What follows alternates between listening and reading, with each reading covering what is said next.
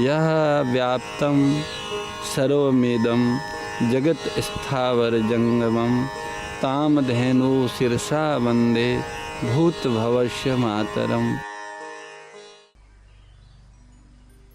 भैया, कितना सुंदर मंगलमय समय है। प्रातःकाल उठते ही गोमाता के दर्शन, भगवत नाम का उच्चारण, गीता का पाठ, इससे अच्छा और शुभ अवसर जीवन का सुंदर उपयोग क्या हो सकता है। बहुत सुंदर जीवन का उपयोग हो रहा है और प्रातःकाल की इसी भावनाओं से भावित होके दिन भर अपने कर्तव्य का पालन करते रहो, यही सर्वोत्तम साधन है और ये ही अपने भावों को शुद्ध करने का मंजन है, अंजन है। इसी से हमारे मन, बुद्धि, चित्त, वाणी आदि शुद्ध होके उत्तरोत्तर धीरे धीरे धीरे भगवान की ओर, भगवत सत्ता की ओर उन्मुख होगा। ये ही भगवत सम्मुख होने का एक रास्ता है।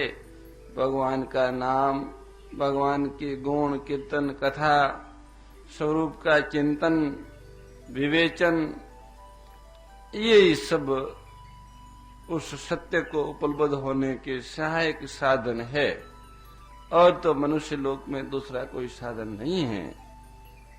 इन साधनों को हम कितना श्रद्धा विश्वास के साथ करते हैं, उसी के ऊपर निर्भर है हमारी प्रगति, हमारा विकास। अब हम लोग इस प्रार्थनाओं को, स्तुति को केवल औपचारिकता के रूप में ले रहे हैं, यहाँ सच्चे हृदय से एक तार होके बुला रहे हैं। ये अपने हृदय की बात है। जिसके हृदय में जैसा भाव होगा उसके अनुसार इसका लाभ होगा। वस्तु एक ही होती हैं, एक वस्तु के प्रति अनेक अलग अलग भावनाएं हो सकती हैं और जिसकी जैसी भावना है ऐसा ही उसको लाभ मिलता है। जाकी रही भावना जैसी, प्रभु मूरत देखी तिन तैसी। तो भाई, भावना का सब खेल है। भाव को शुद्ध रखो तो प्रभु की मूर्त सच्चिदानंद रूप में भी देख सकते हैं और विषयों के रूप में, नाशवान जगत के रूप में, संसार के रूप में भी देख सकते हैं। आखिर ये सारा जो दिख रहा है दृश्य, ये भगवान की ही स्फुरना है। भगवान स्वयं कहते कि भैया उद्धव, मैं ही इस वृक्ष में दो रूपों में बैठा हूं, दोनों ये सख्य रूप है, एक ही वृक्ष है। उस वृक्ष के मूल में और डालों पे तो जीव बैठा है और मूल में शिव ईश्वर बैठा है। ईश्वर केवल देखता है और जीव उस वृक्ष के फलों को भोगता है। उस वृक्ष के भैया बीज तो है पाप और पुण्य, और फल है सुख और दुख। अगर ये ईश्वर का सखा जीवात्मा इन फलों को भोगना छोड़ दे और अपने ईश्वर की ओर चल पड़े तो कोई दूरी नहीं है, क्योंकि दोनों सखा है, दोनों मित्र है और मित्र हर समय मित्र से मिलने को तैयार रहता है, हर समय तैयार रहता है। इसलिए अपना जो मित्र है वह अपने ही साथ है। पर भाई, ये जो वृक्ष बताया है मूल से लेकर फलों तक, ये वृक्ष भी उसी श्याम सुंदर की स्फुरना है, उसी का खिलौना है, उसी की बंसी बनाने के लिए ये वृक्ष लगाया है।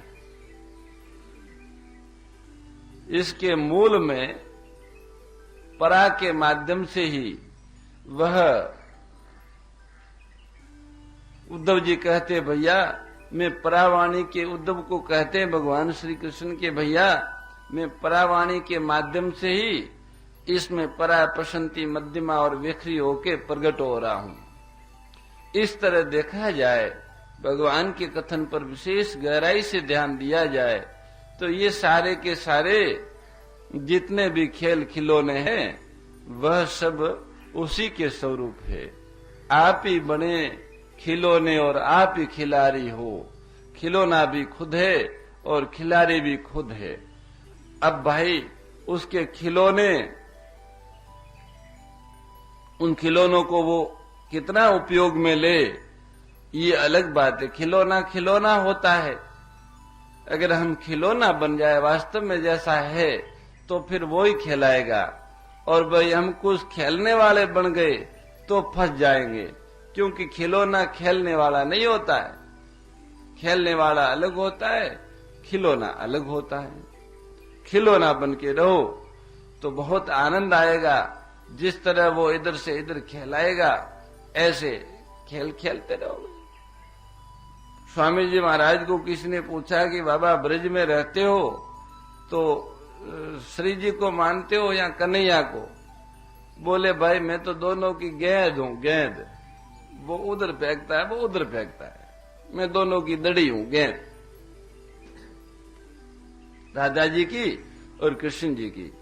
तो ये जो प्रीति और प्रीतम है, श्याम और राधे है, इनकी गेंद बन के रहो, इनका खिलौना बन के रहो तो बहुत अच्छा रहेगा। ये ऊंच कोटि का उत्तर दिया उस महात्मा ने, अजब उत्तर है। इससे बढ़कर कोई और उत्तर नहीं हो सकता, ऐसा महान उत्तर दिया है। तो भाई मेरे, भगवान का नाम, भगवत कीर्तन, भगवत भावों से भावित होना और भगवान का खिलाना बन के रहना कितना सुंदर और मस्त जीवन होगा।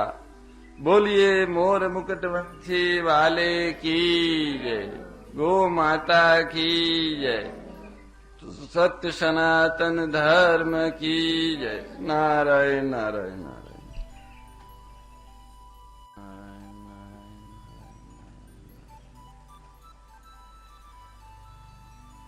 पंचगाव समुत्पन्ना मध्यमाने महोदधो तासां मध्ये तु यानन्दा तस्य देवी नमो नमः, तस्य देवी नमो नमः।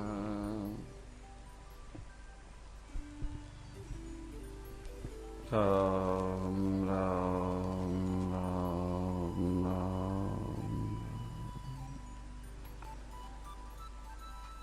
प्रपन्न पारिजाताय स्तोत्रवेत्रैकपाणिये ज्ञानमुद्राय कृष्णाय गीतामृतये नमः।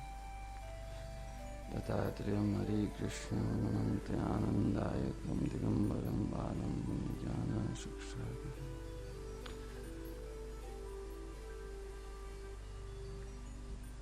ये जो हम स्तुति कर रहे हैं, नित्य स्तुति, और इस स्तुति वाले पुस्तक के साथ पीछे प्रार्थना दी हुई है। स्तुति में अपने इष्ट के स्वरूप की महिमा का वर्णन होता है, और प्रार्थना में उनसे मांग होती है, अपनी पीड़ा है उसको मिटाने की। प्रार्थना और स्तुति में यही अंतर है। स्तुति उनकी महिमा का वर्णन है और प्रार्थना उनसे मांग है। इसके पीछे प्रार्थनाएं दी हुई है, पुस्तक के पीछे, और उस प्रार्थना में प्रार्थी बार बार भगवान से प्रीति की मांग कर रहा है, प्रेम की मांग कर रहा है। भाई स्तुति से, उनकी महिमा से हमारे अंदर उनके प्रति आस्था और विश्वास दृढ़ होते हैं, जिससे हमारी श्रद्धा सक्रिय हो जाए, और प्रार्थना से हमारे अंदर जो कमजोरी है उसको मिटाने का बल मिलता है।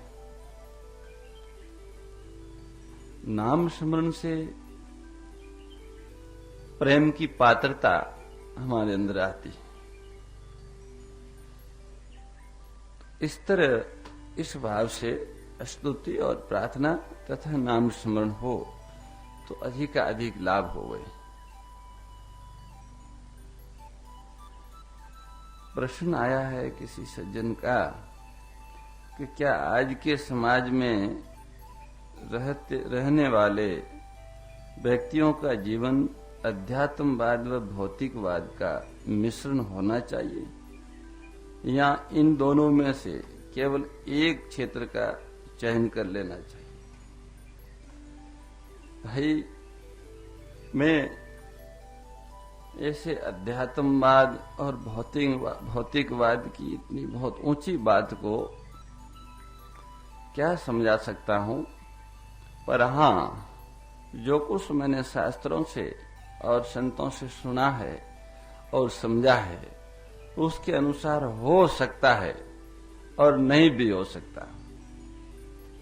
इनका मिश्रण एक ऐसी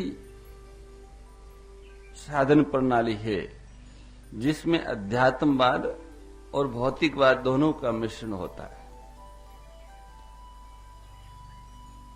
पहले हमको ये समझना बहुत जरूरी है कि अध्यात्मवाद क्या है और भौतिकवाद क्या है।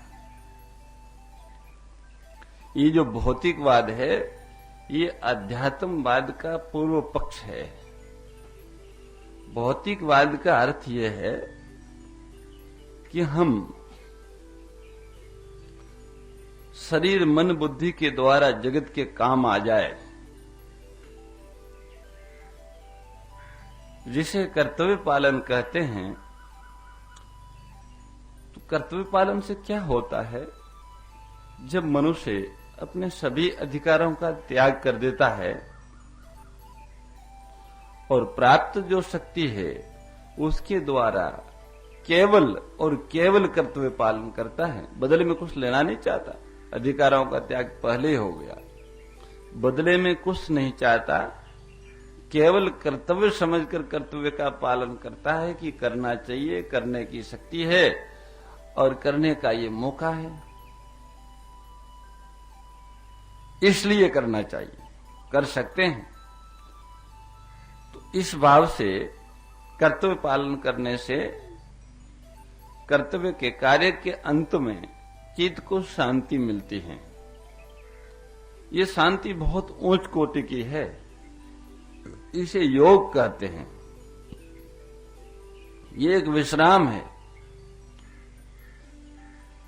करने योग्य कार्य पूरा कर लिया और न करने योग्य कार्य का चिंतन छोड़ दिया, अथवा जिस काम का संबंध भविष्य से है उसका चिंतन छोड़ दिया और वर्तमान में जो कार्य करना था उसको पूरा कर लिया, तो उस समय जो अवस्था होती है वह विश्राम की अवस्था है, वह योगस्थ अवस्था है, वह समाधिस्थ अवस्था है।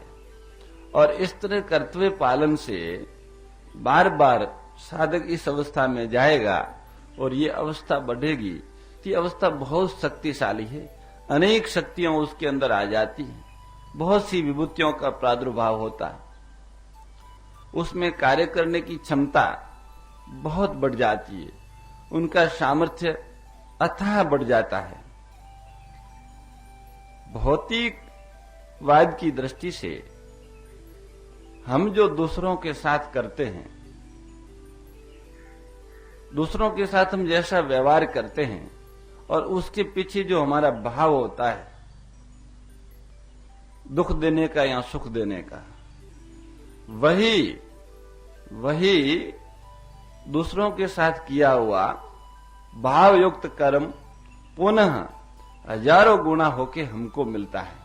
ये भौतिकवाद का सिद्धांत है कि आप दूसरों को सुख पहुंचाने की भावना से छोटी सी प्रवृत्ति करते हैं तो आपको उससे अनंत गुना सुख मिलेगा, और आप दूसरों को दुख पहुंचाने की भावना से आप छोटी सी प्रवृत्ति करते हैं तो आपको अनंत गुना दुख मिलेगा। और आप आप केवल अपनी इंद्रिय तृप्ति के लिए अथवा अपने स्वार्थ के लिए, शरीर पोषण के लिए या अहंकार की पुष्टि के लिए कोई प्रवृत्ति करते हैं तो उसमें आपकी प्रवृत्ति से दूसरों की कितनी क्षति हुई, उस परिणाम में आपको दुख भोगना पड़ेगा। आपने अपनी सुविधा के लिए, अपने सुख के लिए आप रास्ते में चल रहे हो और बिल्कुल बीच में चले, साइड में खड़े हैं, पर दूसरे बंधु सामने मिले, उनके लिए आपने रास्ता छोड़ा नहीं अपनी सुविधा के लिए, और उनको उन खड्डों में होके चलना पड़ा। तो उनके खड्डों में चलने का कारण आप बने। आप थोड़ा आधा छोड़ देते तो वो भी चल देता, आप भी चल देते, ऐसा हो सकता था। ये नहीं किया तो उसको जो पीड़ा हुई, उस पीड़ा का फल आपको भोगना पड़ेगा। उदाहरण के रूप में है ये बात। तो ये जो अध्यात्म विज्ञान है, मोर मुकुट बंशी वाले की जय, गौ माता की जय।